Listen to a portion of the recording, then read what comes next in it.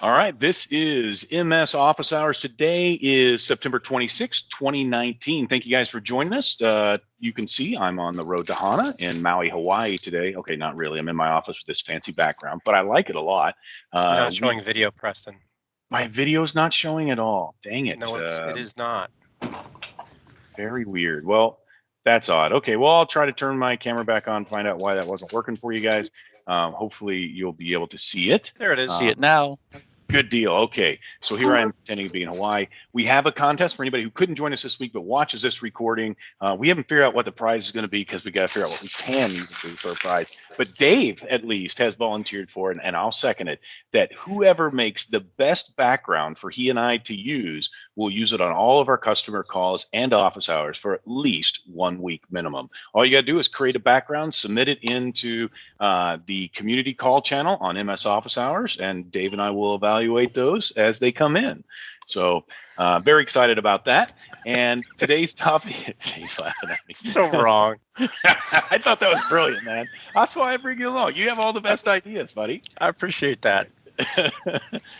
You're going to get us in trouble one day, but that's okay. We're going to have fun with it. So we are going to jump on to some what's new, what's happening, different things like that. Man, there's all kinds of stuff that has evolved and it's come about. In particular, we used to do at the last Thursday of every month, we did service updates and roadmap and covered this. And what I ended up doing with you guys was always going to the same basic content places to view this stuff with you guys. And what I have found out is in the last 3 months since I stopped doing these regularly, every one of my sources has changed and evolved. Now, one of them I knew about, but if you guys remember, we always went to skywriter.net, which used to be on TechNet. All those blogs got moved. And so this is now office365weekly.blog. You can still get there with skywriter.net. This is still my absolute favorite source for service updates and roadmaps. I personally subscribe to this, and it shows up in my inbox as well. I would encourage you to do the same thing right over here if you guys are interested. This is one of my colleagues at Microsoft who hand curates this or manually curates this every week for you guys. So you can come in here and find out more about what's happening, what's changed. It gives you so everything that's new in the roadmap since in the last week shows up here, as well as any upcoming events. And then finally down into blog posts and things that are announcements that have come up. So there are lots of events. It's the best way to keep up with it. And what we find out is a lot of times folks in education don't necessarily think that they're included in those events or something. And that's probably because there's so much history behind all that. But those events that are posted in there are open to you guys. You should take advantage of them 100% and participate in them. As a matter of fact, as a side note, for those of you who are in the Houston region, not specifically in Houston, as a matter of fact, Houston, Dallas, and Austin regions, if you happen to be in those areas or willing to come, next week there is a Teams Roadshow where one of our previous MVPs who now works for the Microsoft Teams PG, Jethro, is going to be coming to each of those cities and deep diving into Teams. There'll be one track around for educators and one track for IT pros. In Houston, it's Friday. In Dallas, it's Wednesday. In Austin, it is Monday, I believe. So if you haven't been invited to that and you want to go, drop your name in the IM window and I'll get back to you. There are other cities, things that we're trying to get those all set up. If you live in a major city or an area where you would like to see that, also please give us the feedback on it and we can work with others in that team to have these same events anywhere in the country within reason. I think you're going over them. So super excited about that kind of stuff. Anyway, this is a new look and feel for skywriter.net. Come check it out. We're going to kind of go through a few of the things that are in here, but not a ton. As a matter of fact, I'm going to skip all those for today, but go check that out. The other thing that's changed since last we went through all of this is the infamous Jim Narosky, who has always done the Office 365 updates, which then transitioned to the Microsoft 365 updates. I was a bit confused when I started seeing this gang instead, and it turns out that they recently, as you can see here in July, took over the Microsoft 365 update. So there's a whole new crew that are producing that particular series for you, but it's the same type of content, same great information. So be sure to come check this out. Again, it's just at YouTube under, you should spell Microsoft correctly. I apparently did not, but Microsoft 365 update. and then put in 4 and the month and year, and it'll pop right up for you guys. Always look for the one that's in the Microsoft 365 channel that's here. As a matter of fact, I'll just give you guys this link right here now. For those of you who are in the IM window, you have that, and I'll drop it into Teams as well. Second, just some good content for you guys to have. Very good. Okay, so that's a good place to go find out some of the things that are new or they're happening. The things that I still find typically to be most interesting are, of course, the stuff that are in the education blog itself. So just educationblog.microsoft.com. So I want to show you guys a few of the things that I know are relatively new and have come up, and then we'll go to a few others. Device-based description is relatively new. That's not actually the topic here. I should talk about it. That's the replacement to DBA, or device-based DBA, whatever it was, device-based activation, right? This is the ability to assign a license directly to a device inside of Office 365 through having those devices grouped in Azure AD. But what I'm actually here to show you is some changes to PowerPoint on the web. I'm actually really proud of the work that this team has done to really improve the capabilities inside of PowerPoint. The first thing, now note, I'm not in PowerPoint. I'm in PowerPoint on the web app, and I now have this rehearse with a coach capability right here. So now when I bring this up, I can immediately start rehearsing so that as I go through this whole thing, it's going to pay attention to timing, to the things that I say. It'll notice if I start reading stuff right off the screen. So if I say Office 365, including Word, Excel, PowerPoint, OneNote, and now Teams, is a user-based suite that enables students and teachers, see, popped right up and said, try to avoid reading the slides, summarize your key points. So it does a really good job of noting that. If I start talking way too fast, which I do a lot, especially during service updates and roadmap, it's going to tell me, hey, pacing, slow down a little bit. All that stuff's happened. I'm doing it all through the web browser. That's fantastic. I'm going to stop for right now. And what you'll see is when I bring that slideshow to an end, it gives me a summary of information that I can go through around originality, how well I did pacing over time, and my words from it, all that kind of stuff. So it's great to have all of that right there in the web application, especially for those of you who may have deployed devices where you cannot deploy the rich clients. The other thing I want to show you guys is during that presentation, even when I'm not doing rehearsing, I now have the ability to do digital inking right in the presentation mode through the web browser itself. Very, very cool. So I'm a huge fan of that. In fact, there are some other things that are coming with the ink replay capabilities as well in the web application. So finally, the last piece that's in here, if I even know where to find it, I shouldn't say the last piece, one other piece. Of course, you guys have probably all seen design ideas. I use this for every single slideshow that I work on, and now I have the ability to use ideas on the web, but that's not really what I was looking for. That's okay. We'll move on past that. One of the other things that I really like is when I open this up in the desktop application, which we'll do with a single click of the mouse here. You guys have all seen that we came out with some time ago the ability to do 3D objects inside of Office 365 Pro Plus, right, or Office Pro Plus. And so one of the capabilities that we now have added to this is some education specific 3D models. So I just wanted to show you guys that real quickly. Apparently I picked a PowerPoint that was rather large, so it took it a minute to open it here. Of course, it's marked as a final version, so that's okay. If I come here to insert, it's pretty easy to do. Just kind of wanted to show this off. We'll get out of PowerPoint here in just a second. Let's see, 3D models. And we'll say from online sources. That's going to give us an opportunity to come in here, and it sort of has all these 3D models that are readily available. You could, as you saw, bring in your own 3D models as well so that you can use those through animation. It'll do 3D animation, those types of things right inside of PowerPoint. You can even put your 3D models into Word so that you can continue to discuss them. In this case, I'm waiting for these things to load. There we go. Animated for education. You can see inside of here we have a number of different objects that are specific to various learning processes that you might go through.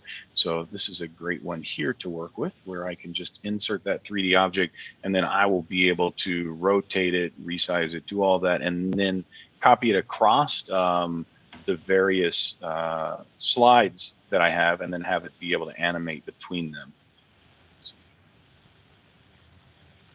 see here, all the capabilities I have while it's animating in 3D for me, right? So super cool. Anyway, just thought I'd show that off. I thought that was pretty neat. As you guys work with your various instructors and stuff, they might find that interesting if you let them know that it's now there for them. The last thing that I'll mention that's inside of here is the ReadAloud capabilities that are built into all these with learning tools. I gotta figure out where I find all that. You guys don't ever have that moment where your brain just sort of stops. But the neat thing about this is when I have it show me this, maybe I need to be in the slideshow for it to work. It now has a more natural voice that's built into it rather than it being, yeah, okay. So I'm terrible at demoing this one. I should have prepped to demo that before I came on here. But it was pretty neat to find out. If you go read that education blog, there's a great video on it where they demo it. The voices that are built into the learning tools have now become more natural language. They no longer sound robotic in nature. So really proud of the work that they have done there. Let's see, let's move on to the next little piece, which is around something quite similar to that. As I bring teams into here, it's not so much about seeing what's here as just understanding that while I'm sitting here sharing my screen, one of the options that I have in that sharing table, this will unshare it. So I can't actually demo that. But when I bring up, when you click the share button on that, the sharing tray that pops up, one of the things that you can do is include system sound. So if you're like me and you share a lot, and video is one of the things you want to be able to share, there is some great news that you can now actually include the system sound or the audio from the video itself that all the participants will be able to hear. So I'm really super proud of that and like it. I guess I should put Teams back over here, because one of the other things that came up in this particular conversation that we were all just having was, what's this new analytics tab that you're starting to see inside of Teams? And one of the things that you can do is really get your machine to decide it needs more RAM. There we go. Okay, so inside of this team that I'm in here, no idea why it jumped to a different one. If I go in and say manage team,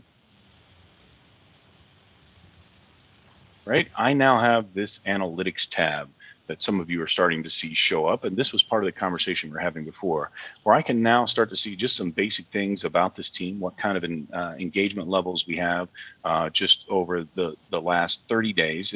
Or in this case, I guess it's showing 28 days. I can limit that to just the last 7 if I wish, but I can get an idea of how many active users we have within the system and what their roles are within the team itself.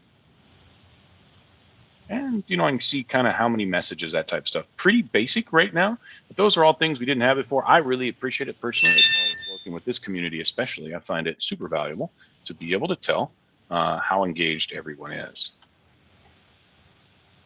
All right. I think that'll be super helpful, Preston, is, as you're rolling out teams within your environment and seeing what particular use cases people may be finding. Oftentimes, there's some large governance that may take place when we're rolling out teams, but a lot of organizations are deciding to do it kind of organically. Hey, Teams is now available.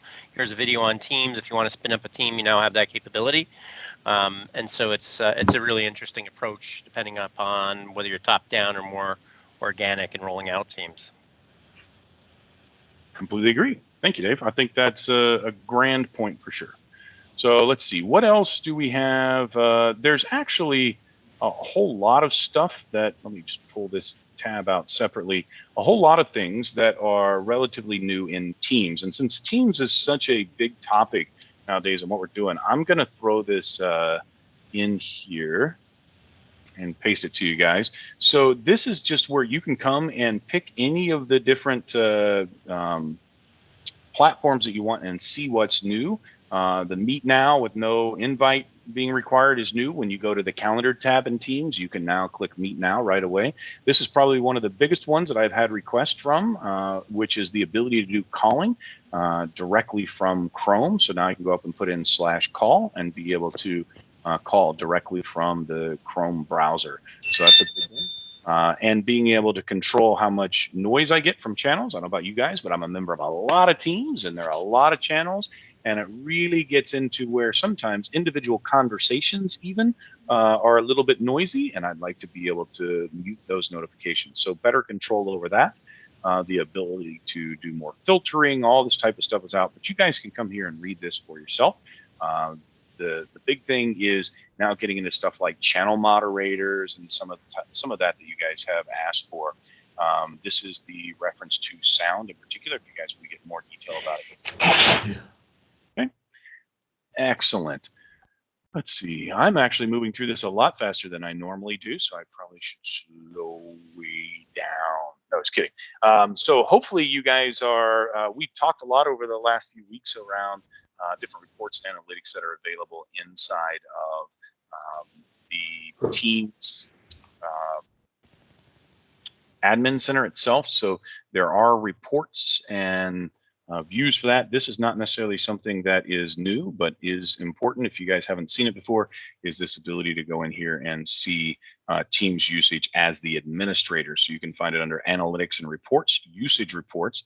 So this is the report, not the one that's in the Teams admin center, but in the main Office 365 admin center itself under analytics and reports. This will give you usage behavior, and there are details in here on how you can interpret this report. Note the reason why I mentioned that is because there is a whole nother set of analytics and reports that exist inside of the Teams admin center itself. So hopefully that helps you guys out a little bit too in what's available there. I will drop those references into at least the chat here real quick. All right. So I think that's all I had on my agenda for today. Oh, no, I take it back. This is the coup de grace where I wanted to finish this up. Now, this is not necessarily brand new news other than I don't think many people have actually deployed it or run it out, or maybe don't even realize that it is truly available, which is your ability to actually enable passwordless sign-in directly within Azure AD. So it is the Windows Hello for Business. We've had it for a while. It's not like it's new. It's the ability to actually get this turned on and rolled out. It's in preview currently, so I am calling that out here. But you know, I think one of the misconceptions that's come up every time I've mentioned this is it doesn't mean you're getting rid of username and password. That user still exists in Azure AD. They still have credentials. What we're saying is they would not need to utilize the credentials to log in, whether it's on a PC or mobile device. They would utilize the authenticator app like you see here on the right, where they would match the number that is there. So hopefully that's not totally new news to you guys, other than the fact that the capabilities have improved and changed, and really encourage you guys to go and start looking into that. Anything that we can do to reduce the likelihood of phishing, or to just natively build in the concept of MFA. It's sort of the idea of MFA first, right? So if I'm doing the challenge first, I don't necessarily need the credentials. So that's kind of a deal that I like. I think it's interesting. Let's see. Hopefully my volume is not getting really low for you, but that's probably just me getting tired, Brian. With that, I'm kind of wrapped up here. Dave, do you have any other recent updates or anything that you know of that you wanted to call out? That I'm using the mute button today actually really well, so you could get through a lot more material in a much quicker manner, Preston. No, I actually, you know, as it relates to this topic, no, not a ton of stuff today. Been that's the short answer, but then I do have more of a community thing when we get to the end of recording. Awesome.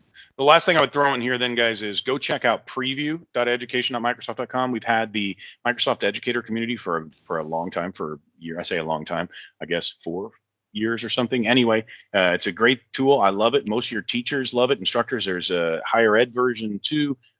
There's stuff for K-12 and higher ed, is how I should say that. It's all kinds of things, but this is a preview of the new one that's coming out. Just go to preview.education.microsoft.com.